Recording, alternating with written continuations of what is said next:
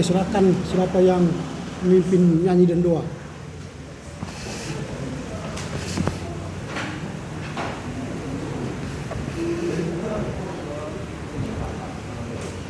Ya, sebelum kita melakukan pertemuan kita bernyanyi dari buku Ande Pakpak nomor 2. Nomor 2 ayat 1 sampai dengan ayat 2. Naiku koji kono Jehovah. Naiku koji kono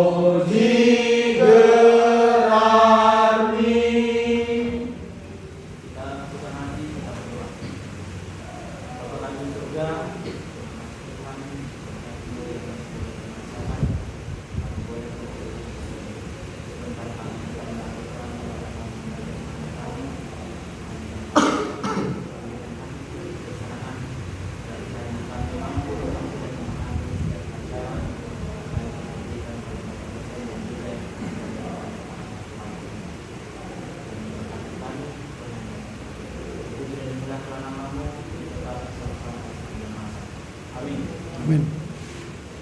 Oke, terima kasih. Sebelum kita mulai laporan baca kita, saya menyampaikan beberapa hal yang berkaitan dengan rapat dosen ya. Yang pertama, kelas kita selalu di sini tingkat 4C ya. 4C, entah apapun perkuliahan kalian, tetaplah di sini berkuliah. Jadi hanya dosen yang berganti masuk. Nanti misalnya habis ini kalian kuliah mata kuliah lain, jadi sini kelasnya. Makanya ditempel di situ 4C dan 4B ya. 4A nggak tahu lah apa bacaannya sini. Apa yang tertulis di situ bang.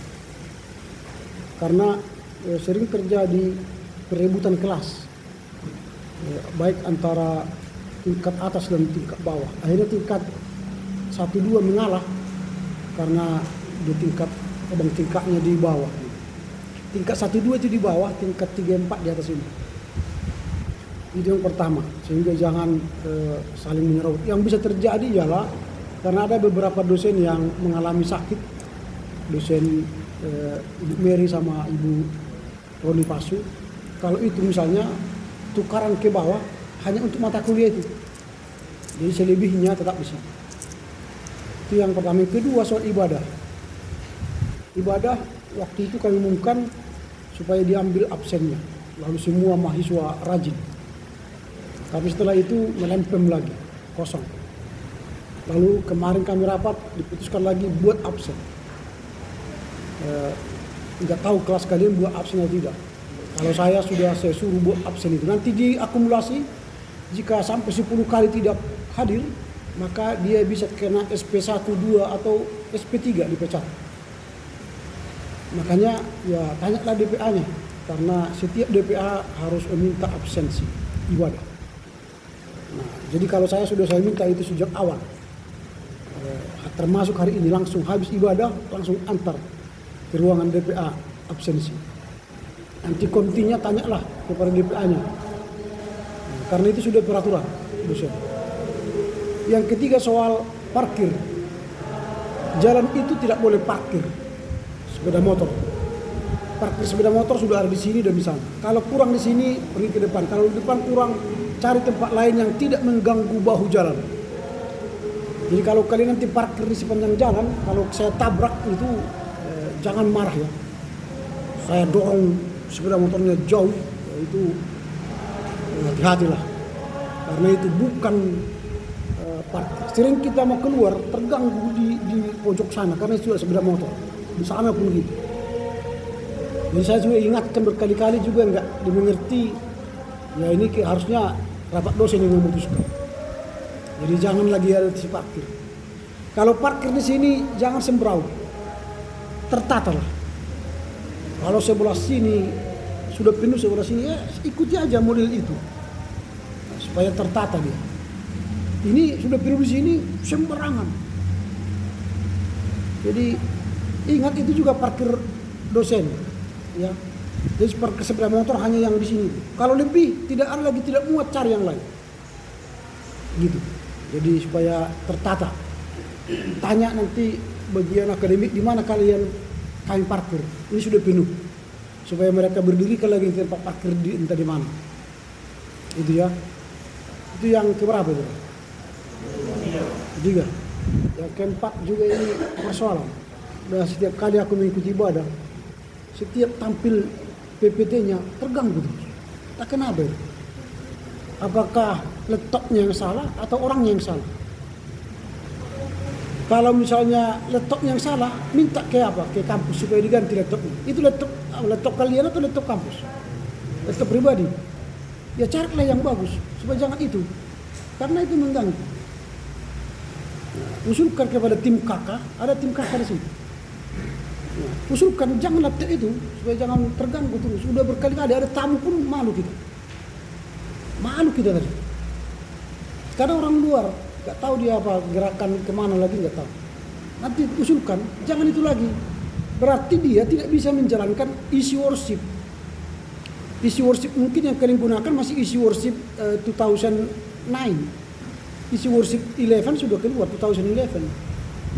Atau isi worship 2022 sudah keluar. Ya upgrade lah. Memang berbayar itu. Isi worship itu berbayar, nggak ada murahan. Kalau itu tadi mungkin diambil apanya yang gratisan, makanya dia mengalami persoalan. Gitu ya. Jadi kalau tidak bisa jalankan manual, PPT manual yang cek gitu kan. Disiapkanlah PPT-nya sebelum ibadah. Daripada dipaksa pakai isi worship tapi tidak bisa jalan. Isi worship itu memakan memori besar. Kalau masih spek Windows 7 atau Windows 32 bit nggak jalan dia. Minimal speknya 64 bit. Lalu space memorinya banyak. Ya, jadi harus dipertimbangkan. Itulah ya. Jadi diperhatikan. Soal RPS, saya sudah umumkan tadi di grup. Jika ada lagi yang mau mengusul menambah namanya dimasukkan ke grup, ke kelompok, sorry to say, tidak bisa lagi, terlambat. Ada lagi yang mengatakan, Pak, saya lupa, saya fokus ke laporan baca. Emangnya lupa, saya umumkan itu. Setelah saya kirimkan, saya sampaikan, lihat namamu. Pastikan namamu terdaftar di tugas-tugas. Ini sudah pertemuan ke-12. Dia mengatakan saya fokus ke laporan baca. Sorry itu saya bilang, nggak bisa. Saya sudah umumkan juga, nggak bisa. Artinya nilai kelompokmu berkurang. Sayang. Kembali saya ingatkan bahwa yang menilai kamu bukan saya, kamu sendiri. Kamu lalai, nilai tugas kurang. Begitu ya. Ini kemarin sudah saya sampaikan, Rinaldi juga tidak ada gunanya lagi masuk karena sudah gagal. Ada dia di sini? Gak ada ya. Kalau ada ya sudah saya suruh keluar karena nggak lagi gunanya dia masuk di sini. Oke, silakan. Hari ini kita akan masuk dalam laporan baca. Dimulai dari siapa ini? Dari Lemina. Jangan baca lagi yang kau tulis, tapi sampaikan apa yang kau tahu secara sistematis sampai ke ujung. Ya, silakan. Lemina, mana si Lemina? Oh, ini kelab apa nih? C ya? Oh, berarti C si siapa nih? Si Francisco ya? Silakan. Terima kasih kesempatan yang diberikan oleh Bapak Presiden. Sini saya akan menyampaikan laporan bagi saya mengenai gerakan komunis pada Parnoan kedua abad ke-20. Adapun jalan yang ditempuh dalam mewujudkan keesaan gereja di Indonesia sangat panjang dan gereja mengalami kesulitan dan rintangan dan juga tantangan dalam mengupayakan keesaan gereja. Ada dua faktor yang menjadi penghambat terbentuknya keesaan gereja. Yang pertama itu faktor internal, yang dimana dari sejarah gereja, latar belakang sejarah daripada gereja-gereja itu dan letak geografisnya. Yang kedua, dan kemudian setelah pemerintahan Jepang selesai, mereka sibuk untuk memperbaharui gereja dan melakukan konsolidasi dalam gereja-gereja tersebut. Adapun faktor eksternalnya yaitu situasi politik yang telah tertanam lama dalam gereja-gereja tersebut. Jadi sehubungan setelah itu bisa kita lihat bahwa ada perubahan, yaitu bahwa tokoh-tokoh dapat mengupayakan dalam menjalin terbentuknya keesaan gereja. Untuk itu kita akan membahas gerakan komunis pada Parnoan kedua ini, yaitu pada abad ke-20. Yang pertama itu kita masuk kepada Dewan Gereja-Gereja di Indonesia. Bahwa jika kita berbicara tentang Dewan Gereja-Gereja di Indonesia itu pada hakikatnya itu sangat luas. Jadi ada beberapa hal yang hanya dibicarakan dalam hal ini, yaitu yang pertama pembentukan DGI, bahwa konferensi gereja-gereja di Indonesia yang sering pula disebut konferensi pembentukan persiapan Dewan Gereja-Gereja itu yang dilangsungkan pada tanggal 6 sampai 13 November 1949. Dan konferensi ini juga dianggap sebagai konferensi yang sangat penting. Gereja yang menghadiri konferensi itu membuat keputusan bahwa perpisahan dan perpecahan antar gereja-gereja itu adalah dosa, sebab adanya perpisahan dan perpecahan itu menandakan ketidaktaatan kepada kehendak Allah untuk menyatakan keesaan gereja selaku tubuh Kristus. Kita masuk kepada keunikan DGI. Setelah DGI berhasil dibentuk yang dengan penuh tantangan itu, DGI mempunyai keunikan yang tersendiri. Maksudnya yaitu bahwa DGI itu mempunyai tujuan yang tegas dan jelas, yaitu untuk pembentukan gereja yang esa di Indonesia. Dengan demikian keanggotaannya itu harus gereja, sehingga tidak menerima organisasi ataupun badan yayasan Kristen lainnya. Kita masuk kepada DGI itu bukanlah tujuan, bahwa DGI itu adalah hasil daripada gerakan komunis di Indonesia.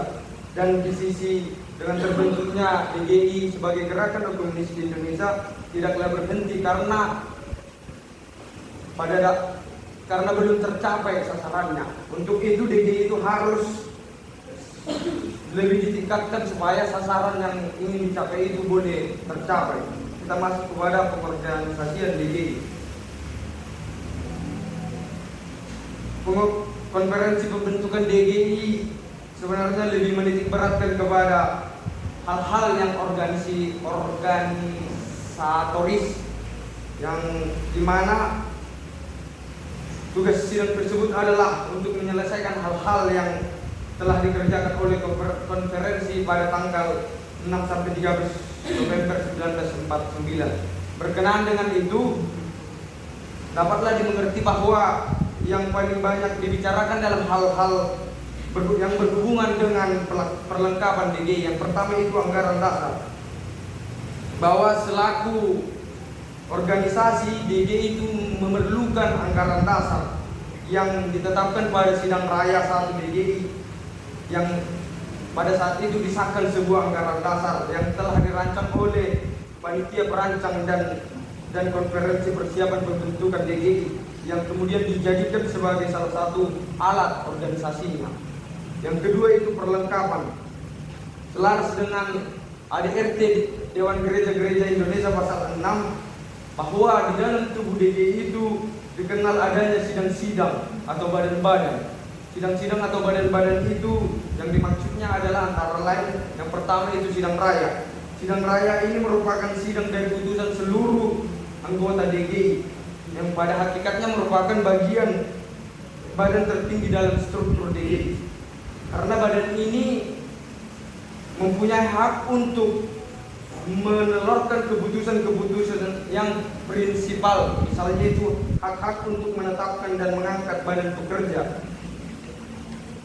dan melakukan perubahan dan menambahkan anggaran dasar dan pembaruan DGI dan lain-lainnya. Kita masuk kepada badan pekerja. Badan pekerja DGI yang anggota-anggotanya dipilih dan diangkat oleh sidang raya Dewan Gereja-Gereja yang bermasa kerja tertentu, dan mereka mempunyai tugas antara lain itu untuk menjalankan keputusan-keputusan anggaran yang ditetapkan dalam sidang raya DGI dan menyiapkan bahan dan usul untuk sidang raya berikutnya, dan menyiapkan konsep anggaran dasar anggaran belanja DGI dan melaporkan pertanggungjawaban kepada sidang raya berikutnya. Yang selanjutnya itu badan-badan lain. Di samping badan-badan yang telah dikemukakan di atas, bahwa SR dan pekerja DGI di Indonesia, di dalam tubuh DGI terdapat juga badan-badan lain. Misalnya itu komisi-komisi, panitia-panitia dan lain-lainnya. Badan yang dimaksud diangkat oleh sidang raya DGI ini untuk mengemban tugas yang dipercayakan kepada mereka. Karena mereka juga diangkat oleh sidang raya Dewan Gereja-Gereja Indonesia, mereka juga harus mempertanggungjawabkan segala pekerjaan yang mereka lakukan itu kepada sidang raya DGI Dewan Gereja-Gereja Indonesia. Kita masuk kepada lambang DGI, bahwa DGI itu mempergunakan lambang yang sama dengan lambang SGD, yaitu lambang tertua dari gereja, yang menandai keesaan dalam usaha, kerja dan doa. Lambang itu yaitu sebuah kapal yang bersalib, yang artinya di situ bahwa kapal yang tengah berlayar di seluruh perairan dunia yang bermuatan iman, persekutuan dan pengharapan. Kapal ini yakni kapal Okumenika, yang di tengah-tengahnya tertanam salib, mengingatkan juga akan kapal yang dipergunakan oleh Tuhan Yesus beserta murid-muridnya di Tasik Galilea. Kita masuk kepada sidang raya Dewan Gereja-Gereja Indonesia, bahwa sampai tahun 1980 DGI itu telah melakukan 8 kali sidang raya Dewan Gereja-Gereja tersebut, kecuali itu sidang raya pertama Dewan Gereja-Gereja Indonesia. Sidang raya pertama itu dilangsungkan di STT Jakarta pada tanggal 21 sampai 28 Mei 1950. Pada sidang tersebut diumumkan juga berdirinya DGI pada tanggal 25 Mei 1950. Sidang raya kedua itu diselenggarakan pada tanggal 20 sampai 30 Juli 1953 yang bertempat di Jemaat GPIB Paulus Jakarta. Adapun tema yang diambil pada sidang raya ini yaitu Yesus Kristus harapan dunia. Yang ketiga, kita masuk kepada sidang raya ketiga. Sidang raya ketiga ini dilangsungkan pada tanggal 8 sampai 17 Juli 1953 yang bertempat di SDT Jakarta. Sidang raya keempat itu diselenggarakan di Jakarta pada tanggal 3 sampai 13 Juli 1960.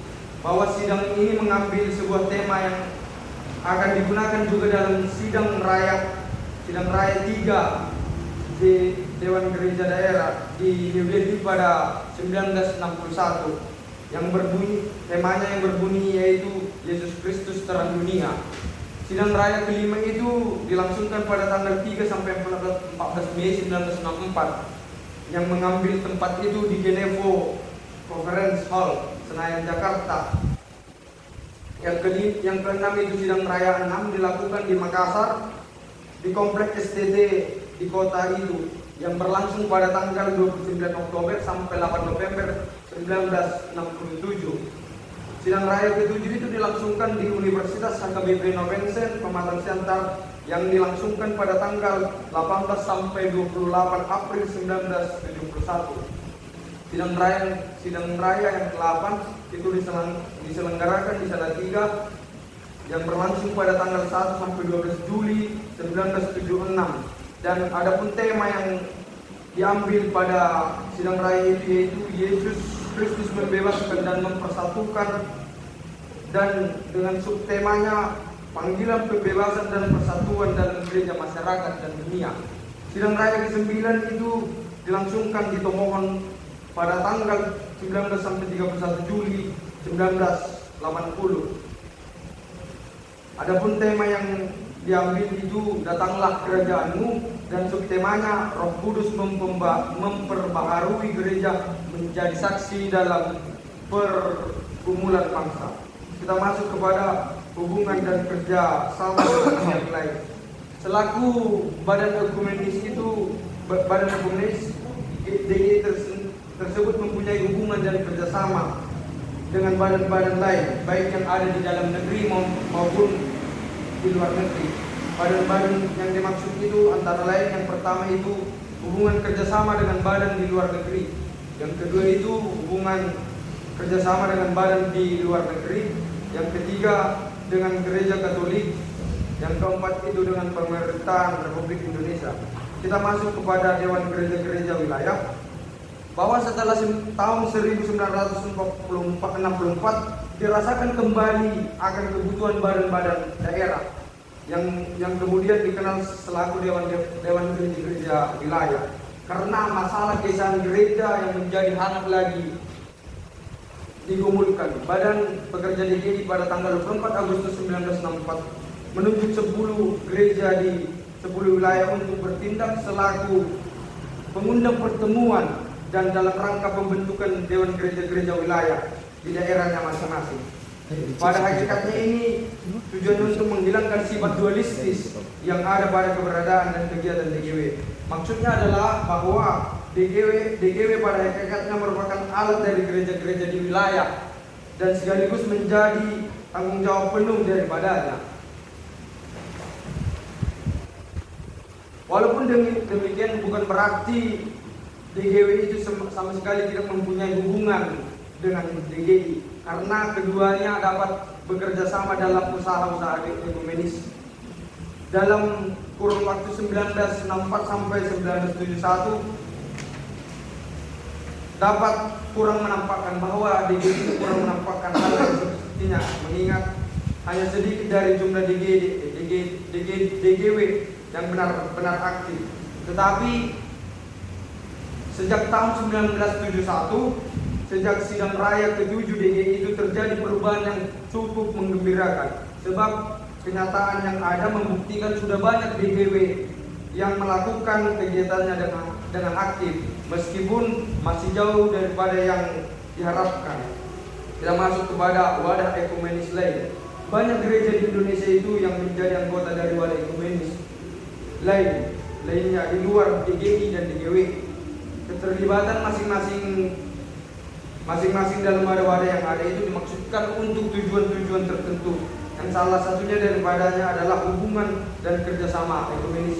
Kita masuk yang pertama, wadah ekumenis wilayah, yaitu badan ekumenis ini telah kalau terbentuknya DGI pada tahun 1950 tidak banyak melakukan kegiatannya lagi. Badan ini pada tahun 1953 memusatkan perhatiannya pada pembentukan satu gereja yang berbahasa Jawa. Yang kedua itu Wadah Ekumenis Nasional, yaitu Dewan Gereja yang bersifat nasional, yaitu Persekutuan Injili Indonesia atau PII, dan Dewan Pentakosta Indonesia atau DPI, yang didirikan itu pada tahun 1971, dan hakikatnya itu merupakan persekutuan bagi orang-orang, badan-badan dan gereja-gereja yang merupakan yang berpaham Injil, yang hendak menghayati hubungan dan kerjasama di dalamnya. Yang ketiga itu Wadah Ekumenis Internasional, yaitu hubungan kerjasama yang dilakukan beberapa anggota DGI di atas dengan badan-badan atau dewan-dewan internasional. Dilaksanakannya dalam Wadah Ekumenis baik yang bersifat konfesional maupun bersifat non konfesional. Demikian laporan saya, baca saya kembalikan kepada Bapak. Iya, saya ingatkan lagi, jangan dibaca lagi ya, jangan ditulis. Sampaikan aja apa yang diketahui. Oke ya, silakan Regina. Gereja Ekumenis pada kalangan kedua abad ke-20. Jadi gereja dalam mengupayakan keresahan harus menghadapi kesulitan, menghadapi tantangan dan hambatan. Jadi ada dua faktor yang mempengaruhi hal ini. Yang pertama itu faktor dari dalam dan faktor dari luar. Namun gereja selalu berusaha mencari solusi untuk segala hambatan dan tantangan yang dihadapi. Dan tepatnya pada tahun 1950 bisa dikatakan gereja adalah gereja yang bertumbuh. Jadi masuk kita ke dalam dewan-dewan gereja di Indonesia. Yang pertama itu pembentukan DGI. Jadi pembentukan DGI pada tanggal 6 sampai 13 November 1949, disitulah dilaksanakan konferensi persiapan pembentukan dewan gereja-gereja di Indonesia. Dan oleh sebab itu pada tanggal 21 sampai pada tanggal 28 Mei di situ juga diselenggarakan konferensi pembentukan DGI.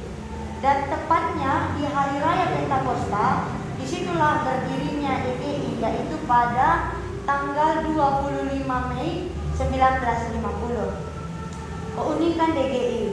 Jadi DGI ini dikatakan unik karena keanggotaannya itu terbatas hanya untuk gereja, dan DGI telah berhasil dibentuk dengan penuh tantangan. Banyak terdapat di negara-negara lain yang mempunyai tujuan yang tegas dan jelas pembentukan gereja yang esa di Indonesia. DGI bukanlah tujuan, maksudnya di sini adalah ini merupakan alat mewujudkan cita-cita terbentuknya gereja Kristen yang esa di Indonesia. Dan dalam lingkup yang lebih luas, ia juga merupakan hasil dan sekaligus alat gerakan ekumenis dunia. Perorganisasian DGI. Yang pertama itu anggaran dasar. Jadi pada sidang raya 1, DGI telah dipisahkan sebuah anggaran dasar. Yang kedua, perlengkapan. Perlengkapan ini yang pertama sidang raya.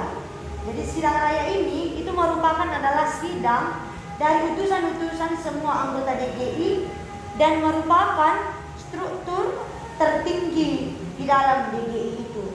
Yang kedua, badan pekerja. Badan pekerja DGI juga mempunyai tugas. Tugasnya itu yaitu menjalankan keputusan-keputusan sidang raya DGI. Dan sejak sidang raya yang ketiga DGI di Jakarta pada tanggal 8 sampai 7 Juli 1956 untuk melakukan tugas badan pekerja, maka diputuskan adanya badan pekerja lengkap dan badan pekerja harian. Selanjutnya badan-badan lain. Jadi badan-badan lain ini yaitu komisi-komisi dan panitia-panitia. Badan-badan tersebut ini adalah berupa ada yang berupa badan berbadan hukum. Namun keduanya ini adalah baik dan berhakikat menjadi pembantu di dalam DGI. Lambang DGI itu yaitu kapal bersalib kerja dan doa yang berlayar di seluruh perairan dunia dengan muatan iman, persekutuan, dan pengharapan. Masuk kita ke dalam sidang raya DGI.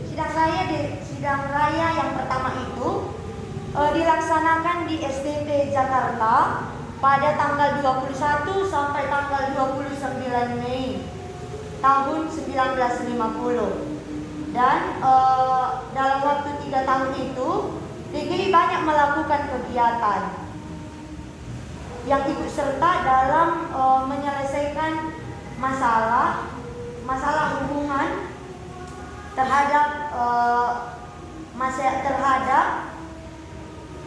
antara gereja, GKST dan NHK. Masuk kita ke dalam sidang raya yang kedua itu dilaksanakan pada tanggal 20 sampai 30 Juni 1953 di Jemaat GPIB Paulus Jakarta. Dan ini membicarakan hal-hal yang berkaitan dengan menuju satu gereja. Tetapi pada sidang ini terjadi perselisihan dengan gereja yang berlatar belakang kesukuan seperti HKBP, HKI, GKJST, dan GKJTU. Sidang raya yang ketiga itu dilaksanakan pada tanggal 8 sampai 17 Juli 1956. Itu dilaksanakan di STT Jakarta. Temanya itu keesaan dalam Kristus dan perpecahan kita sebagai gereja-gereja. Sidang raya yang keempat itu diselenggarakan di Jakarta dan pada tanggal 3 sampai 13 Juli 1960. Temanya itu Yesus Kristus terang dunia. Sidang raya yang keempat DGI itu pada tanggal 3 sampai 13 Juni 1960 dengan temanya Yesus Kristus terang dunia. Selanjutnya sidang raya yang kelima itu pada tanggal 13 sampai 14 Mei 1964 dengan tema Yesus Kristus Gembala yang baik. Sidang raya yang keenam itu dilaksanakan di Makassar pada tanggal 29 Oktober sampai 8 November 1967 dan temanya temalah aku jadikanlah semuanya baru.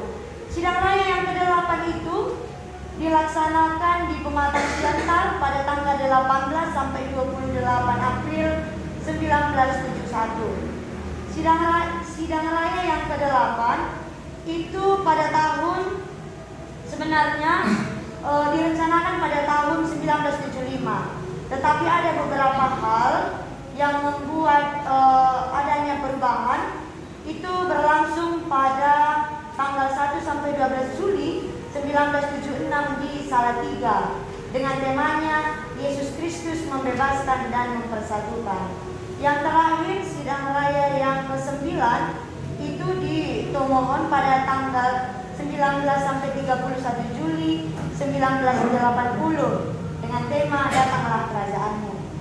Ada hubungan dan kerjasama dengan pihak lain. Yang pertama itu hubungan dengan badan di dalam negeri, begitu juga adanya hubungan dengan badan di dalam negeri dan hubungan dengan gereja Katolik dan hubungan dengan pemerintahan Republik Indonesia.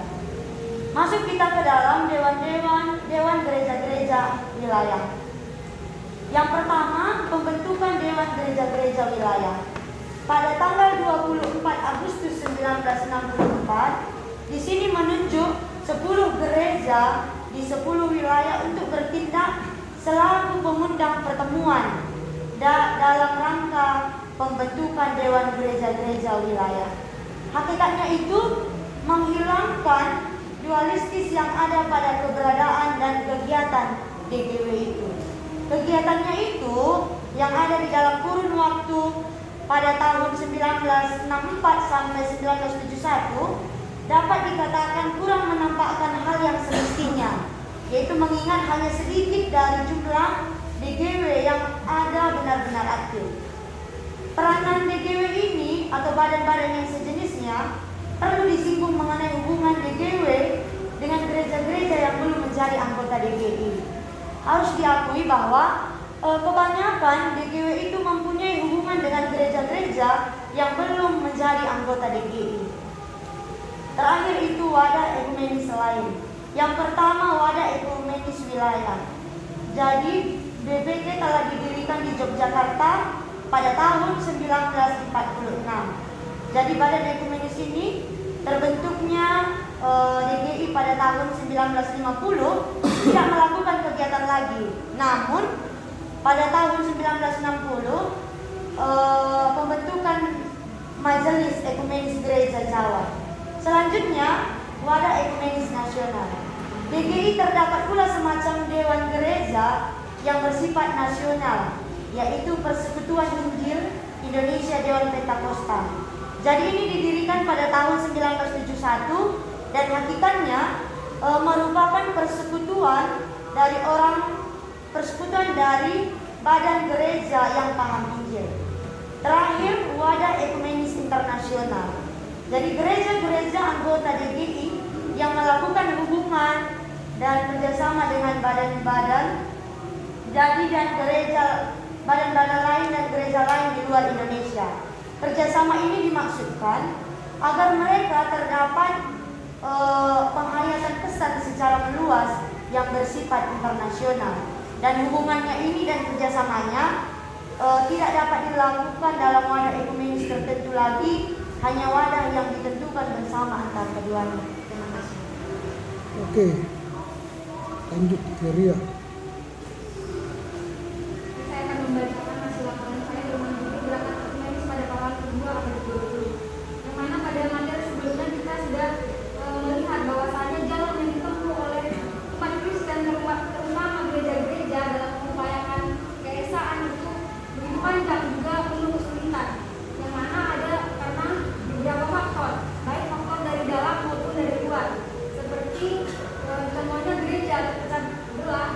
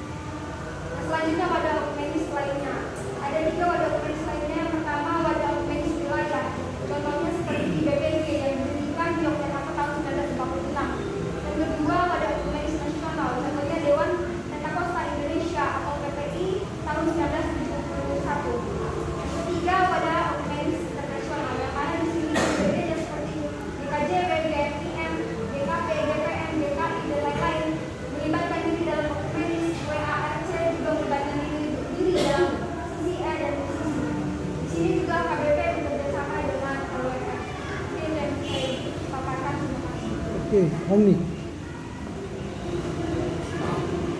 Kali ini kita akan membahas tentang gerakan ekumenis pada paruan abad ke-20.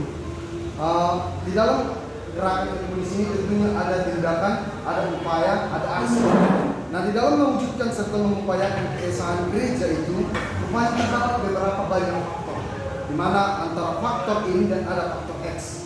Faktor ini itu sendiri, faktor di dalam, ternyata adanya keterpisah-pisahan gereja karena terlalu belakangi sejarah dan geografisnya. Namun di samping itu juga telah berakhirnya pendudukan Jepang, gereja-gereja banyak yang sibuk melakukan konsolidasi diri dan serta pun rehabilitasi diri.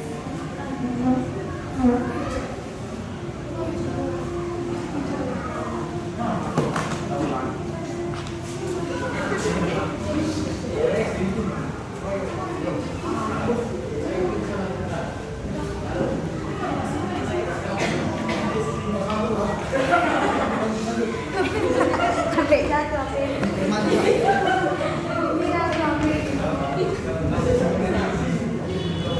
Silakan lanjut.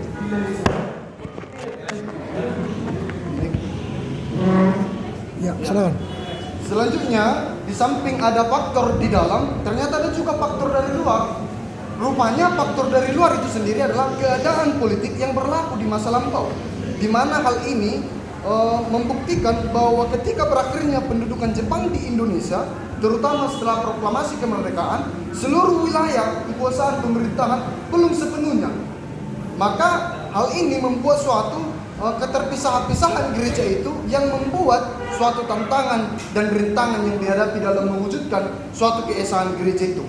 Nah, di samping hambatan, rintangan dan juga tantangan yang dialami oleh mewujudkan keesaan itu sendiri, rupanya umat Kristen tidak diam. Mereka memupuk suatu solidaritas gerejawi di antara gereja-gereja yang ada di Indonesia dengan suatu pembuktian bahwa di dalam kedaerahan juga, bahkan bersifat kenusantaraan juga, mereka memupuk suatu solidaritas. Maka terbentuklah suatu wadah dan suatu lembaga dinamakan Wadah PGI, Wadah DGI, dan MAUI. Di mana DGI itu sendiri diawali karena terbentuknya solidaritas itu di antara gereja-gereja akibat keterpisah-pisahan itu sendiri. Maka pada tanggal 6 sampai 13 November 1949 berlangsunglah suatu konferensi yang sangat penting, di mana konferensi ini mempersiapkan pembentukan Dewan Gereja-Gereja di Indonesia. Di mana di dalam pembentukan ini mereka gereja-gereja itu hadir untuk menyatakan pengakuan mereka bahwa perpisahan dan perpecahan antara gereja-gereja adalah suatu dosa.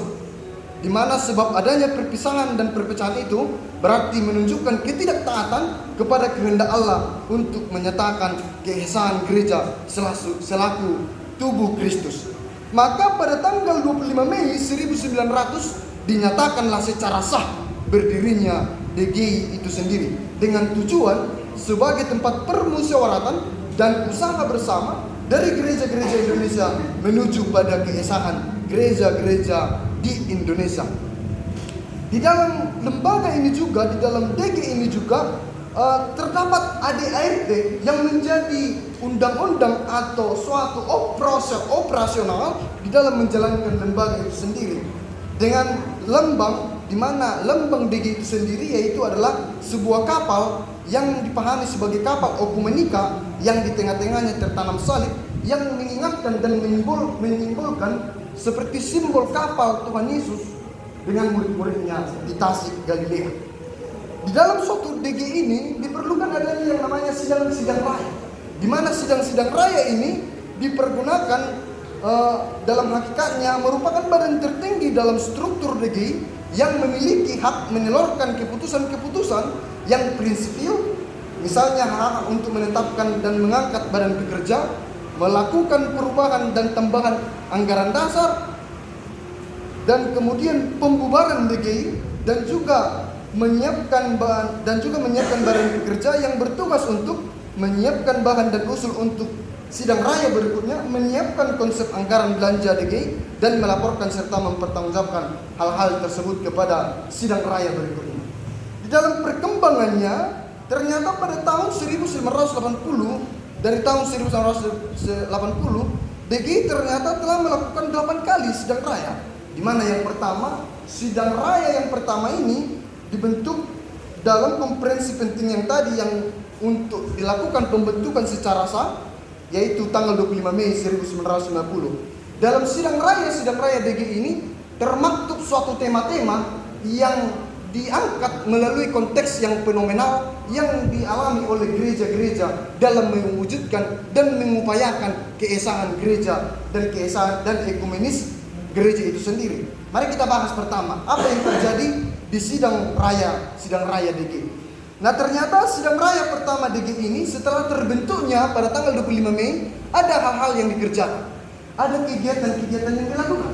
Nah, ternyata kegiatan-kegiatan yang dilakukan dalam sidang raya DGI ini yaitu DGI banyak melakukan kegiatan seperti ikut membantu menyelesaikan masalah hubungan antara GKST dan NHK dalam suatu pertemuan di Poso.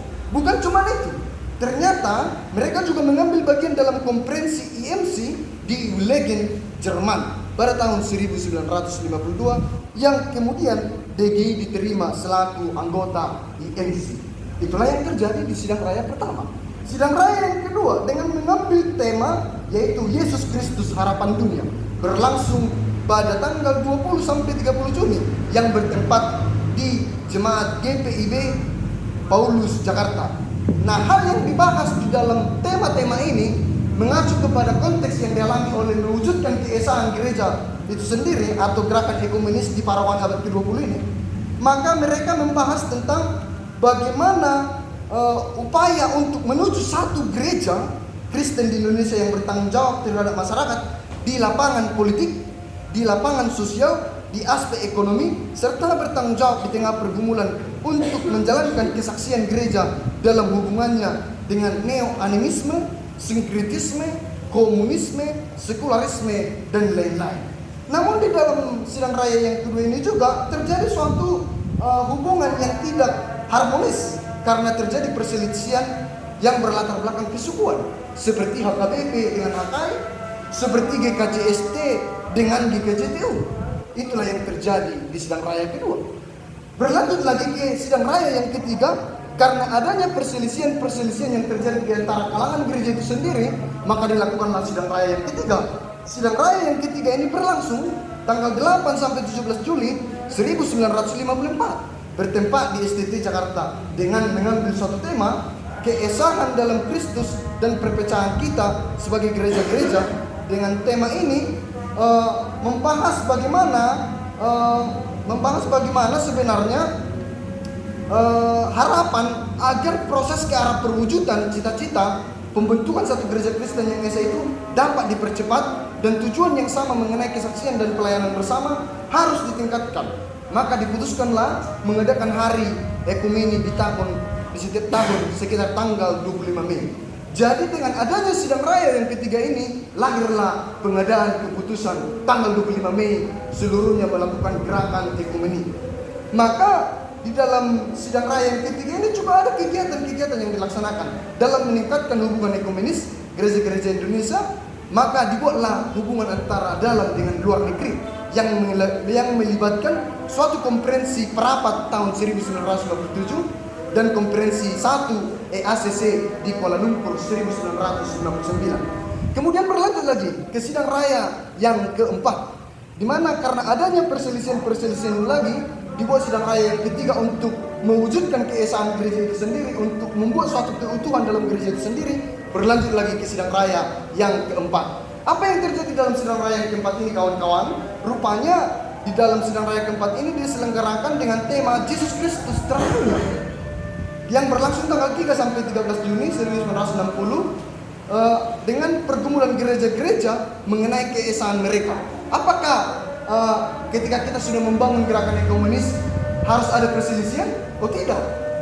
Rupanya itu adalah pembahasan yang terjadi di sidang raya yang keempat. Kalau kita sudah mengaku ekumenis, satu, esa, ya jangan ada lagi perselisihan. Itu yang dibahas di dalam sidang raya yang keempat ini. Makanya ada tema Yesus Kristus Terang Dunia. Kemudian berlanjut lagi ke sidang raya yang kelima. Apa rupanya yang terjadi di sidang raya yang kelima ini? Sidang raya yang kelima ini merupakan sidang yang sangat istimewa. Mengapa istimewa? Karena ada dukungan dari pemerintah Republik Indonesia dengan memberikan fasilitas sehingga mampu berlangsungnya sidang raya ini pada tanggal 3 sampai 14 Mei 1964 bertempat di Gonevo Conference Hall di Senayan, Jakarta. Dan pada peserta ini juga sidang ditampung juga di International Village. Dan juga keistimewaan berikutnya dihadiri oleh banyak umat Kristen, beberapa pejabat pemerintah Indonesia dan pemerintah asing. Maka ini disebut sebagai sidang raya yang sangat istimewa dalam sidang raya DG. Apa rupanya yang mereka bahas? Mereka bahas tentang persoalan keesahan dan gagasan mengenai sinode okumeni, pekabaran Injil, pembangunan jemaat, gereja dan masyarakat, dan pelayanan. Nah, itu yang dibahas. Berlanjut kembali kepada sidang raya yang kelima, yang mengatakan karena adanya meletusnya gerakan 30 SPK yang terjadi, maka adanya perkembangan bahwasanya kita harus melakukan sidang raya.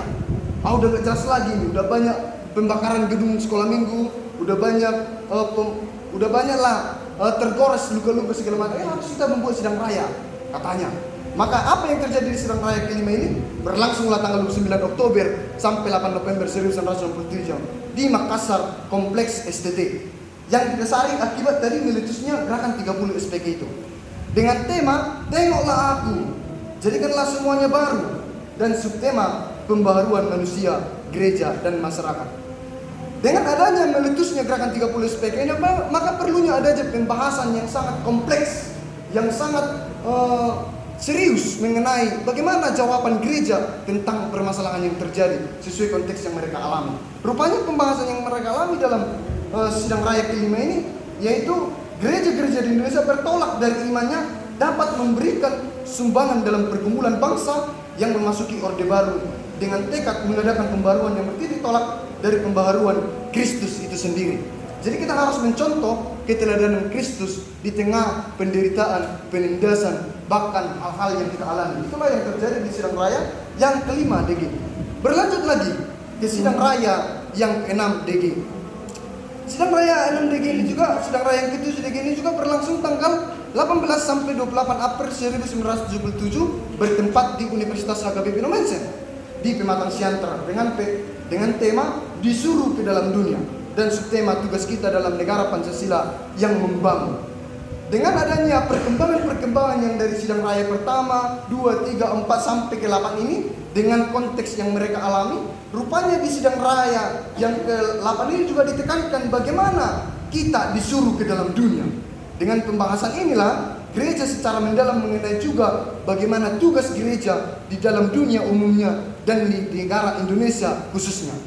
Secara sederhananya begini, sederhananya gereja-gereja harus menyadari tugasnya di dunia untuk menegakkan keselamatan, melakukan pembaruan kemanusiaan, serta menegakkan keadilan di tengah bangsa dan masyarakat.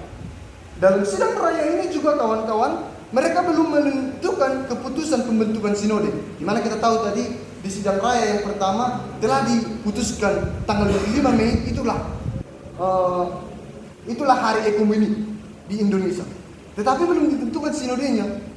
Dan di sidang raya yang ke-8 ini juga belum ada sinode okumenis. Maka berlanjut lagi di sidang raya yang ke-8 yang berlangsung tanggal 1 sampai tanggal 12 Juli 1976 di Salatiga bertemakan Yesus Kristus membebaskan dan mempersatukan dengan subtema panggilan pembebasan dan persatuan dalam gereja, masyarakat dan dunia. Apa yang mereka bahas kawan-kawan? Ternyata mereka membahas menyangkut bidang keesahan dan kesaksian. Dan salah satu pembahasan masalah yang hangat di dalam sidang ini yaitu peranan Dewan Gereja wilayah-wilayah dalam penghayatan ekumenis keesahan di wilayahnya masing-masing. Berlanjutkan lagi kepada sidang raya yang ke-9 DG. Apa yang terjadi di sini? Dengan adanya gejolak-gejolak, dengan adanya konteks-konteks yang mereka alami, maka dikembangkan lagi dengan sidang raya yang ke-9 berlangsung tanggal 19 sampai 31 Juli 1980 di Tomongan dengan tema Datanglah Kerajaanmu dan subtema Roh Kudus membaharui gereja menjadi saksi dalam pergumulan bangsa. Apa yang melatar belakangi tema ini sehingga hangat untuk dibicarakan oleh sidang raya ini? Ternyata sidang raya ini adalah sidang raya yang sangat penting karena berlangsungnya setelah DGI berusia 30 tahun dan setelah 30 tahun negara memperoleh pengakuan dunia internasional. Jadi mengapa hangat? Karena 30 tahun usia DGI dan 30 tahun diakui oleh internasional. Dan juga sidang raya DGI yang ke-9 ini pun menyadari bahwa di antara gereja-gereja belum dapat memahami pemahaman yang sama mengenai rumus tujuan DGI. Mereka tidak tahu apa sebenarnya tujuan kita yang sama di dalam DGI. Nah, disinilah dirumuskan. Maka mereka membaharui suatu tekad, menuangkan dalam suatu keputusan yang sama, yakni gereja-gereja harus menyusun dan melaksanakan bersama tentang program-program konkret secara bertahap di tingkat setempat, wilayah, dan nasional. Apa rupanya yang mereka hadapi dan mereka susun bersama-sama, yaitu mereka harus dengan cara kesediaan untuk menerima satu pengakuan percaya dan satu dasar tata gereja, merayakan perjamuan kudus bersama-sama, saling mengakui pejabat-pejabat gereja, saling mengakui baptisan kudus, memberikan kekayaan tradisi dan kebudayaan di bawah terang firman Allah dalam rangka memperkaya kebersamaan dan kesatuan gereja-gereja. Nah, inilah yang terjadi di dalam sidang raya itu sendiri. Sampai nanti sidang raya yang ke-10 di dalam buku yang kami baca, laporan baca keempat. Kemudian masuk kita ke dalam hubungan dan kerjasama. Tentu telah terbentuknya pembentukan DGI ini ada hubungan yang harus dijalin. Apa itu? Hubungan dan kerjasama yang terjalin di dalam dan di luar. Rupanya di dalam hubungan yang terjalin di dalam negara Indonesia itu mencakup LAI, Lembaga Alkitab Indonesia, Majelis Pusat Pendidikan Kristen Indonesia, Gerakan Mahasiswa Kristen Indonesia, Lembaga Pelayanan Kristen Indonesia. Itulah di dalam negeri. Bagaimana dengan di luar? Di luar ternyata ada WCC, ada juga yang mencakup CCA, Christian Conference of Asia, Lutheran World Federation atau LWF, ada World Alliance of Reformed Church atau WARC, ada World Student Christian Federation atau WSCF, ada juga United Bible Societies atau UBS, dan lain-lain. Kemudian bagaimana dengan Dewan Gereja-Gereja Wilayah? Nah, rupanya Dewan Gereja-Gereja Wilayah ini berkenaan dengan kebutuhan untuk membentuk Dewan Gereja-Gereja Wilayah, maka dibuatlah tanggal 20 Agustus 1964 Badan Pekerja DWG menunjuk 10 gereja di 10 wilayah untuk bertindak selaku pengundang pertemuan dalam rangka pembentukan Dewan Gereja-Gereja Wilayah. Apa rupanya yang mereka bahas? Nah, rupanya DGW ini ingin mewujudkan bagaimana terbentuknya Dewan Gereja Wilayah-wilayah yang ada di Sumatera, yang ada di Kalimantan, yang ada di Sulawesi Utara Tengah, Sulawesi Tenggara Selatan, Jawa Barat dan Jakarta Barat, Jawa Tengah, Jawa Timur, Bali, Nusa Tenggara Timur, Maluku dan Irian Barat. Akan tetapi seiring perkembangannya mengalami pergumulan sendiri, sehingga mereka tidak serta-merta melakukan fungsinya secara maksimal karena memiliki pergumulannya sendiri. Kemudian masuk kita ke dalam wadah ekumenis lain. Di samping ada Dewan Gereja-Gereja Wilayah, mereka juga membentuk Dewan Ekumenis lain. Apa itu? Nah, rupanya wadah ekumenis lain ini ada seperti wadah ekumenis wilayah. Di dalam wilayah ini ada kita kenal sekarang dengan sebutan GKI. Bagaimana perkembangan GKI ini? Ternyata pada tahun 1948 telah terbentuk DGKTI, di mana dewan ini setelah terbentuknya DGI juga tidak banyak menampakkan kegiatannya. Dengan erat keberadaannya dewan ini terbentuklah THK Taiwe di Jawa pada tahun 1994 yang menjelma menjadi Badan Permusyawaratan Persatuan Gerejani BPPG, dan setelah beberapa tahun berubah menjadi GKI. Maka dibentuklah Sinodiam GKI pada tahun 1962. Inilah wadah ekumenis wilayah. Kemudian bagaimana dengan wadah ekumenis nasional? Ternyata wadah ekumenis nasional yaitu mencakup gereja yang bersifat nasional, yaitu Persekutuan Injili Indonesia dan Dewan Pentakosta Indonesia, disingkat DPI, yang didirikan 1971, yang hakikatnya merupakan persekutuan dari orang-orang badan-badan gereja-gereja yang berpaham Injili atau evangelikal, sementara DPI didirikan tahun 1999 yang dapat dianggap dari gereja yang berpaham Pentakosta. Nah, bagaimana dengan wadah ekumenis internasional? Wadah ekumenis internasional ternyata mencakup GKJW, GGMM, GKP, GPM, GKI, di mana ini berpaham presbiteran dan kongregasional yang melibatkan diri dalam wadah ekumenis WARC. Mereka juga melibatkan diri dalam wadah ekumenis yang tidak konvensional atau tidak satu pengakuan iman, yakni dalam CCA dan WCC, HKBP juga, dan gereja yang berpaham Lutheran seperti HKI, GKPI, GKPA melibatkan diri dalam LWF. Di samping itu juga menjadi anggota dari wadah ekumenis non konvensional tidak satu iman, yakni dalam CCA dan WCC. Mungkin itulah laporan dari saya kembalikan kepada Bapak. Terima kasih. Oke, terakhir ini kepada Sardo, silakan. Terima kasih. Jadi topik kita pada hari ini ialah gerakan ekumenis pada paromen kedua abad ke-20. Jadi ada 3 poin penting yang dibahas dalam topik ini. Yang pertama itu Dewan Gereja-Gereja Indonesia, yang kedua ada Dewan Gereja-Gereja Wilayah atau DGW, dan yang terakhir adalah wadah ekumenis lain. Yang pertama kita bahas adalah DGI atau Dewan Gereja-Gereja Indonesia. Nah, pembentukan DGI itu sendiri adalah penting yang nampak dari gereja-gereja yang hadir dalam konferensi persiapan pembentukan Dewan Gereja-Gereja Indonesia yang dilangsungkan pada tanggal 6 sampai 13 November 1949 yang menyatakan pengakuan bahwa perpisahan dan perpecahan di antara gereja-gereja adalah dosa. Karena itu berarti ketidaktaatan kepada kehendak Allah untuk menyatakan keesaan gereja selaku tubuh Kristus. Nah, DGI itu sendiri mempunyai keunikan, di mana DGI mempunyai suatu tujuan yang tegas dan jelas, di mana pembentukan tujuannya adalah yaitu untuk pembentukan gereja yang esa di Indonesia. Jadi dengan demikian keanggotaannya hanya mencakup untuk gereja saja, sehingga organisasi maupun badan-badan Kristen lainnya tidak bisa menjadi anggotanya. Kemudian DGI bukanlah tujuan dari gerakan ekumenis itu, namun DGI sendiri merupakan salah satu hasil dan juga sebagai alat untuk mewujudkan cita-cita terbentuknya gereja di Indonesia. Nah, DGI sebagai organisasi memiliki 2 bagian, itu yang pertama anggaran dasar dan juga perlengkapan. Nah, selaku sebuah organisasi, DGI memang memerlukan yang namanya anggaran dasar atau AD.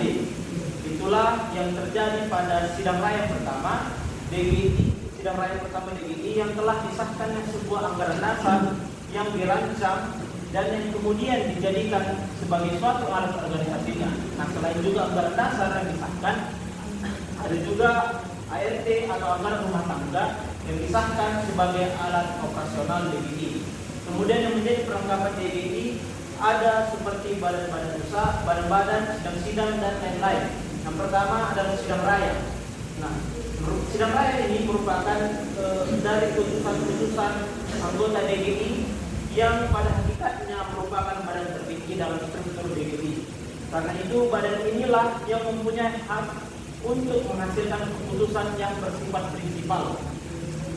Sampai dengan tahun 1980, DGI telah melakukan sebanyak 8 kali sidang raya. Setiap sidang raya itu biasanya mempergunakan tema-tema tertentu yang dihubungkan sesuai dengan konteks permasalahan atau pergumulan gereja-gereja dan juga masyarakat. Kemudian ada badan pekerja. Anggota-anggotanya yaitu dipilih oleh sidang raya DGI itu sendiri yang bermasa kerja tertentu dan mempunyai tugas antara lain untuk menjalankan keputusan dari sidang raya DGI, menyiapkan bahan dan usulan untuk sidang raya berikutnya, menyiapkan konsep dan anggaran belanja DGI, dan melaporkan serta mempertanggungjawabkan hal-hal tersebut kepada sidang raya berikutnya. Kemudian badan-badan lain, di samping sidang raya dan badan pekerja, terdapat juga badan-badan lain misalnya seperti komisi-komisi dan juga panitia-panitia dan lain-lainnya, dan mereka juga mempertanggungjawabkan pekerjaannya kepada sidang raya DGI. Kemudian DGI juga ada lambangnya. DGI menggunakan lambang yang sama dengan SGD, yakni lambang tertua dari gereja yang menandai keesaan dalam usaha kerja dan doa. Lambang yang dimaksud adalah sebuah kapal salib yang tengah berlayar di tengah seluruh perairan dunia dengan muatan iman, dengan persekutuan dan pengharapan.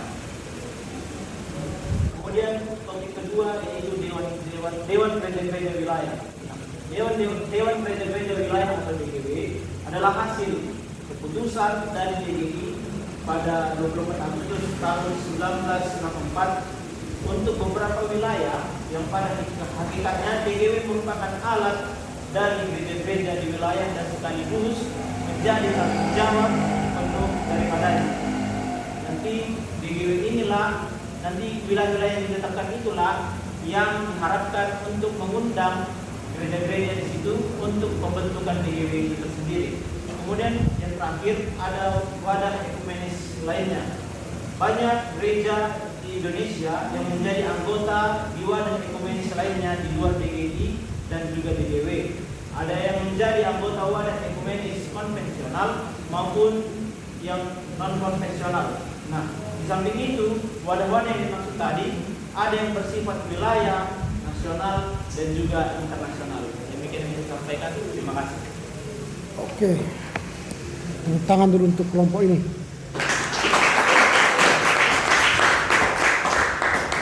Sebelum kita membahas ini, saya informasikan bahwa minggu depan itu laporan baca yang terakhir dari kelompok 5, dan setelah itu kita akan masuk pada tugas kelompok, ya, tugas laporan atau tugas kelompok lah ya, yang akan membahas tema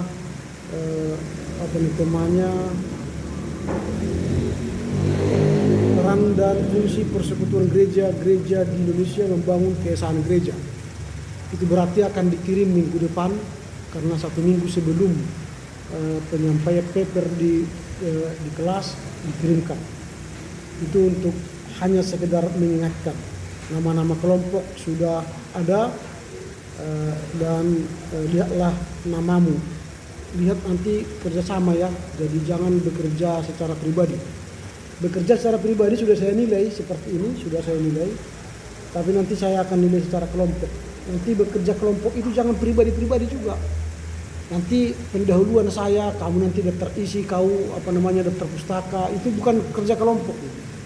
Dikerjakan secara bersama, berarti dibahas mulai isi, struktur, lalu nanti membuat PPT-nya siapa atau siapa yang ingin mempresentasikan, itu dibicarakan ya sampai nanti final. Baca rubrik itu apa yang dinilai dalam presentasi. Jadi sudah ada itu ya, nanti kalian baca silabus apa yang dinilai ketika penilaian presentasi. Seperti misalnya seperti ini, saya nilai presentasinya penyajian, naskah presentasi, pemaparan dan sikap. Jadi dinilai sesuai dengan rubrik itu. Oke, itu hanya sekedar mengingatkan, semoga bisa dikerjakan dengan baik. Yang berikut ialah saya mengapresiasi karena kelompok ini telah mendengar apa yang saya sampaikan minggu yang lalu. Hasilnya lumayan, mereka bisa mendeliver pesan yang disampaikan oleh Chris Hartono pada parohan abad ke-20, parohan kedua abad ke-20. Dan pada umumnya mereka membaca lanjutan cerita dari parohan pertama abad ke-20 yang ditulis oleh Chris Hartono. Saya senang karena itu terlihat kontinuitas cerita itu ya. Tadi di kelompok pagi saya marah sekali karena ya tidak nyambung ceritanya. Karena saya bilang kemarin kan ini buku. Mengapa saya buat laporan baca itu dari sebuah buku? Ini sebenarnya melatih kalian membaca buku tuntas. Membaca buku tuntas. Ini sudah tuntas kan, minggu depan sudah tuntas. Jadi kalau ada orang nanti bertanya tentang ekumene dari Chris Hartono, kalian sudah lumat dari bab 1 sampai bab akhir. Dan kalian sudah lantang nanti bicara soal ekumene, gerakan ekumene, sejarahnya di Indonesia, di dunia dan di Asia. Jadi kalian tidak bisa lagi dibodoh-bodohi orang. Karena kalian sudah membabat habis isi buku Chris Hartono. Jadi minggu depan silakanlah yang akan melaporkan bacaan ini, turunlah kelompok ini yang sudah mendeliver dengan baik ya. Tadi si Roni seperti sudah berapi-api dia. Wah, haleluya, haleluya. Kan itu ujungnya itu kan haleluya gitu kan. Ya itu seperti itu, bersemangat ya. Karena apa? Karena kita sudah kuasa. Biasanya orang yang menguasai bahan itu sudah membaca berkali-kali bacaan itu. Kalau hanya sekali nggak mungkin. Tadi saya tanya di kelompok pagi, berapa kali kau baca? 2 kali. Wow, keren. 2 kali langsung bisa mengambil kesimpulan dan resum daripada sebuah bacaan. Wow, keren itu. Kalau 2 kali isinya bagus, berarti dia punya IQ bagus, 200 ke atas. Tapi kalau 2 kali baca tidak mampu mendelivery pesan, berarti apa ya? IQ-nya di bawah standar. Tidak ada yang salah. IQ kita semua ini kalau diuji nanti pasti ada jawabannya. Memudahkan itu nanti buka di internet ada aplikasi IQ. Download lalu tes IQ. Kalau sudah dapat hasilnya jangan share, kamu aja yang tahu. Supaya tahu aja. Kalau di bawah standar berarti kita harus baca berulang-ulang supaya nempel. Karena apa? Mengapa saya buat laporan baca? Mungkin saya mulai dari tingkat 1 kita ketemu tingkat 2. Tingkat 1. Berarti kita sudah ketemu 4 tahun kan? Berarti sudah saya latih kalian melatih diri membaca teks. Apa gunanya ini saya latih? Sampai tingkat 4 pun saya latih begini. Supaya nanti ketika kalian membaca teks Alkitab mau khotbah, kalian baca misalnya teks itu hanya sekali lalu berani berkhotbah, itu IQ-mu 250. Langsung bahwa sesungguhnya hari itu datang menyala seperti perapian, maka semua orang gegabah dan setiap orang berbuat fasik menjadi seperti jerami dan akan terbakar oleh hari yang datang itu. Baru sekali langsung naik mimbar pakai bocor. Saudara-saudara. Wah, keren. Tapi hasilnya jemaatnya masuk neraka semua. Karena kajian teksnya lemah. Karena dia tidak paham. Jadi orang yang percaya diri karena dia sudah memahami teks dengan baik. Ini belum teks suci yang saya suruh baca. Ini masih teks biru kan? Teks biru ini kan? Belum teks suci. Kalau teks suci, kalau mau khotbah nanti ingat, satu khotbah minimal 5 jam kau persiapkan. 5 jam duduk. Renung. Pertama baca teks itu, pergi kau jalan-jalan. Balik lagi, baca lagi. Apa maksud ini? Pergi jalan-jalan. Merenung sambil jalan-jalan. Apa itu hari Tuhan ini? Balik lagi, baca buku. Ini tafsiran siapa ini? Hari Tuhan ini, ini rupanya. Buat gorek-gorek. Ide-ide. Baca buku lain. Dapat lagi. Nah, pergi lagi. Baca lagi. Berulang-ulang. Kalau sudah seperti itu persiapan khotbah kalian, jemaat itu segar. Segar mendengar khotbah kalian karena kupasannya keren-keren. Tapi kalau sekali baca langsung naik mimbar, kupasannya kering. Lalu dia akan berkata seperti yang sering saya katakan. Itu sudah habis kamu sih. Kalau ada pengkhotbah seperti yang sering saya katakan, itu kurang baca, kurang persiapan, tidak mendalami teks.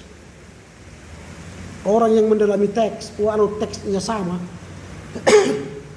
tapi dia urai lagi dari perspektif baru, dari sudut pandang baru. Jadi hati-hati. Kalau saya sering ibadah hari Senin, lalu saya dengarlah yang berkhotbah, saya merenung aja, wah inilah nanti jebolan kami yang diutus ke lapangan gitu. Ada yang alumni juga kan, yang khotbah hari Senin. Lalu saya bincang di ruang dosen.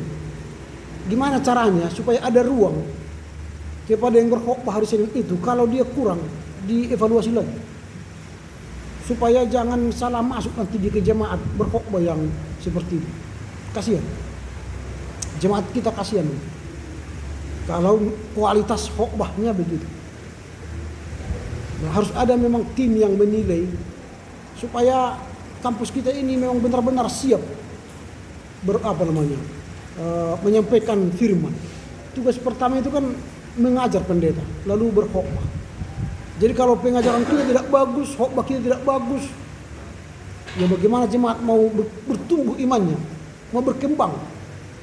Setelah dilihat warta jemaat, siapa yang khotbah? Pendeta itu. Oh, malas kan. Dia tahu dia. Nanti menit pertama ini dibicarakan, menit kedua ini sampai habis sudah tahu jemaat. Ilustrasinya sama, ceritanya sama, karena nggak ada perkembangan dari ilmunya. Lalu dia katakan seperti yang sering saya katakan, habis kamus itu. Ilustrasinya pun itu aja. Nah itu. Orang yang banyak baca buku, orang yang banyak persiapan punya modal untuk diceritakan. Kalau kalian misalnya mendongeng kepada adik-adik kalian di rumah, mau tidur, baru mau tidur. Sini betul. Cerita kancil dan harimau. Udah kemarin itu. Oh iya, apa itu? Cerita lagi dia. Monyet dan anjing. Udah itu kemarin. Apa lagi? Semua sudah habis. Coba, apa lagi kalian bilang? Mau dongeng? Itu udah. Wah. Berarti belilah cerita dongeng lagi ke Gramedia kan? Wah, coba. Oh ini udah. Lipat ini udah. Oh ini baru. Senang dia karena baru ceritanya. Baru dia tidur. Tapi ini udah katanya masih makin nyano. Itu udah. Apa kau? Udah itu kan. Jemaat itu seperti itu sama kita. Khotbah kita sudah dengarnya sama. Khotbah lagi kita di pengumuman Ina atau Mamre sama. Masuk persautaan khotbah lagi pendeta itu sama. Mana ya bedanya? Enggak ada kan? Dia khotbah lagi pendeta siapa yang naik? Pendeta itu. Udahlah malas kan. Karena orang udah tahu khotbahnya pasti itu. Nah kali ini udah tingkat 4 loh. Udah siap-siap mau keluar dari kandang ini. 4 tahun kalian kuliah di sini, jangan bangga. Itu hanya cukup 3 bulan berkhotbah di lapangan. Habis itu habis modalnya. Kalian sudah CP kan? Udah baru CP 3 bulan sudah habis modal kalian berkhotbah kan? Kalau nggak ada cerita-cerita dari dosen yang kalian dapat, nggak ada lagi. Cerita-cerita dosen itu yang kalian tambah-tambah di sana. Itu yang kalian kembang-kembangkan di sana. Selain itu nggak ada. Kalian nggak pernah baca buku. Lalu khotbah kalian apa cerita dosen di kelas lah? Itu kalian kembang-kembangkan di sana. Ada dosen saya cerita kan, begini. Kalian tambah lagi bumbunya kan? Itu 3 bulan habis itu. Lalu setelah itu apa ceritanya lagi? Nggak ada lagi kan?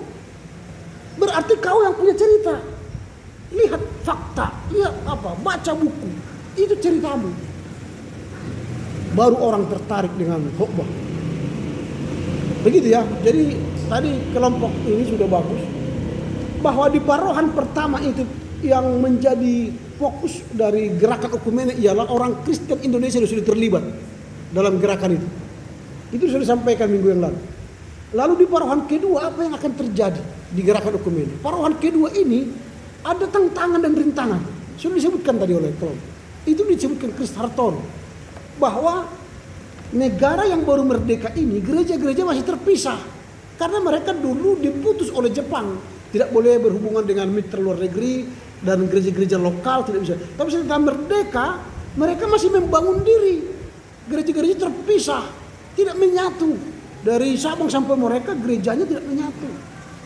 Ada faktor eksternal. Apa itu faktor eksternal? Setelah merdeka, belum lagi Indonesia ini diserahkan kepada Indonesia. Masih ada yang dijajah oleh sekutu. Sekutu berikan kepada Hindia Belanda. Lalu Hindia Belanda memberikan ke Indonesia. Kita belum NKRI. Karena Belanda belum mengakui kemerdekaan kita. Maka ada Belanda, agresi Belanda pertama, kedua. Setelah itu mereka akuilah kita tahun berapa? Tahun berapa? 45 merdeka, tidak mereka akui. Mereka jajah lagi kita, agresi pertama, kedua. Lalu setelah itu diterima oleh dunia, pengakuan dunia, maka mereka mengakui kita tahun berapa? Enggak tamat juga sejarah gereja, sejarah nasional. Tahun 1949. Disitulah mulai gerakan nasionalisme itu, NKRI itu menjadi sebuah harga mati. Disitulah mulai gerakan nasional ekumene itu makin berkembang. Maka dia Hartono mengatakan di halaman berikutnya, Namun ada sesuatu perkembangan yang menarik di parohan abad kedua ini, abad ke-20 ini. Apa itu? Lahirnya DGI.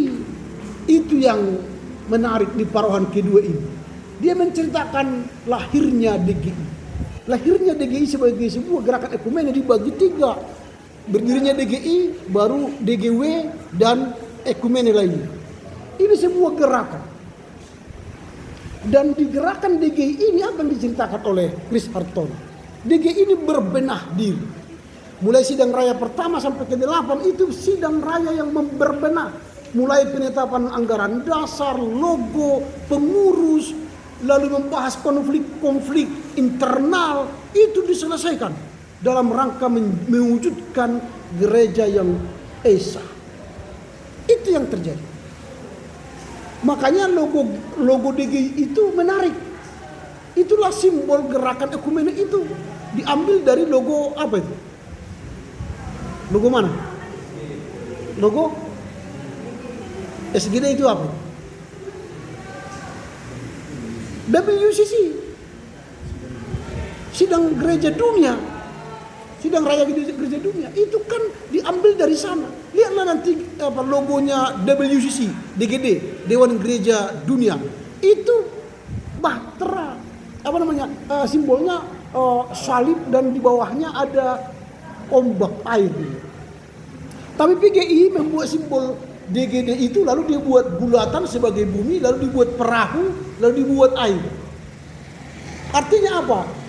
Gerakan ekumene ini sedang membawa muatan yang besar dan berlayar menuju impian. Isinya apa? Isi perahu itu apa? Iman, persekutuan, pengharapan.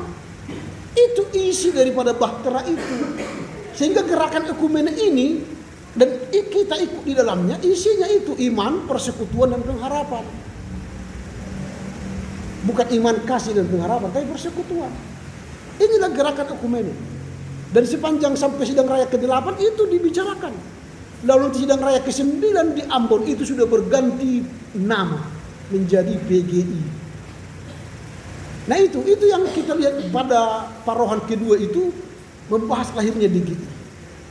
Lalu bagian yang kedua dari parohan yang kedua ini ialah lahirnya DGW. Sekarang namanya PGIW. DGW itu apakah itu ujuk-ujuk lahir? Enggak. Karena itu sudah ada dulu persekutuan gereja di Celebes, persekutuan gereja di Ambon, persekutuan majelis Kristen di Medan. Itu kan sudah ada dulu. Ada persekutuan gereja di Jogja, sudah ada. Tapi setelah DGI itu hadir, maka DGI persekutuan lokal ini tertutup, tidak berfungsi lagi. Akhirnya mandek. Lalu oleh mereka ini, oleh PGI juga digagas lagi gerakan keesaan itu di wilayah. Maka lahirlah DGW, Dewan Gereja Wilayah. Kalau di Chris Hartono di buku ini sudah ada 16 DGW pada waktu itu. DGW ada 16. Sekarang udah banyak. Setiap provinsi sudah ada PGW. Sekarang provinsi kita berapa? Berapa? 34 provinsi. Nanti akan ratusan provinsi kita. Sumatera ini akan tambah 6 provinsi. Jawa 9 provinsi. Kalimantan 5 provinsi. Sulawesi 5 provinsi. Papua sudah diresmikan sekarang 3 provinsi nambah. Sudah diresmikan. Jadi nanti kita ini ratusan provinsi. Tidak apa-apa. Supaya semakin cepat berkembang kan. Dibangun kantor gubernur berarti kan tambah nanti perangkat. Jadi nanti akan banyak PGW. Nah ini kesempatan kalian loh. Berarti pada saat kalian pendeta nanti ditempatkan ke provinsi itu, kalianlah ketua PGW. Nah itu. Kalau ketika kalian ketua PGW, kalian sudah tahu gerakan ekumene Allah, bla itu kan. Lahirnya DGW ini, PGW ini begini. Orang udah tahu kalian kan. Lalu tanya siapa dosennya dulu. Kan gitu. Itu dia. Karena dosennya sudah ketua PGW kan. mana tahu kan? Itu enaknya berekumene. Kita cair, hibrid, liquid kemana-mana, cair. Oke, masih banyak sebenarnya, tapi udah mau makan ini ya. Ada yang mau diserang. Nanti dia bisa makan dia. Jadi ya minggu depan seperti ini lah ya, supaya enak diskusinya. Jadi mereka pun enak, kita yang mendengar pun gitu ya. Minggu depan itu lebih seru lagi, lebih seru. Silakanlah dibaca, tapi berulang-ulang ya, minimal 5 jam kalian baca. Mereka ini sudah 5 jam mereka baca, 5 kali berulang-ulang, ya kan? Ah itu, makanya benggu. Saudara katanya. Oke lah, siapa yang menutup? Sirigina, Pak. Oh, Sirigina.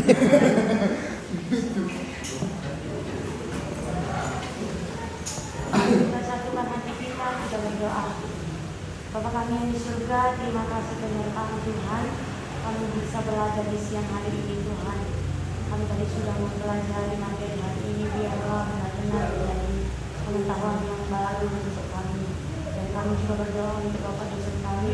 Terima kasih Tuhan sudah mengajari kami dengan baik hari ini. Tetap Tuhan berlengkapi Bapak dosen kami, sehingga selalu sehat dan semangat di dalam mengajari kami. Sebentar lagi kami mau pulang ke tempat kami masing-masing Tuhan.